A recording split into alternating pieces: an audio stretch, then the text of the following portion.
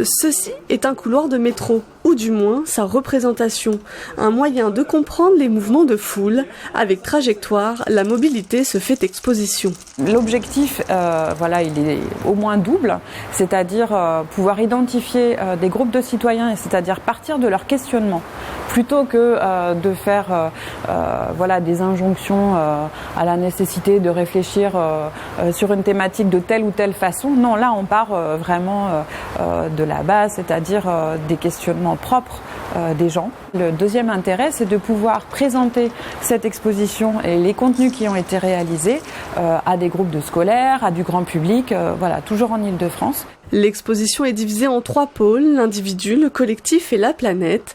Elle entre dans le projet Questions de science, enjeux société de la région Île-de-France. Quand on parle de trajectoire et de mobilité, on a l'impression qu'on va parler uniquement de voitures, de moyens de transport et tout. Qu'est-ce qu'on peut en faire de cette exposition ? C'est finalement une réflexion et peut-être un changement dans nos habitudes de mobilité.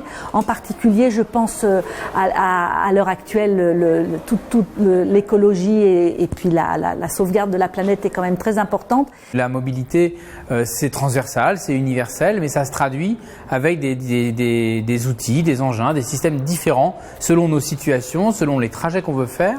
Et donc cette exposition Trajectoire, elle essaye de nous montrer toute cette diversité et tous les liens qu'on peut avoir entre une mobilité locale, urbaine, quotidienne, des mobilités de tourisme.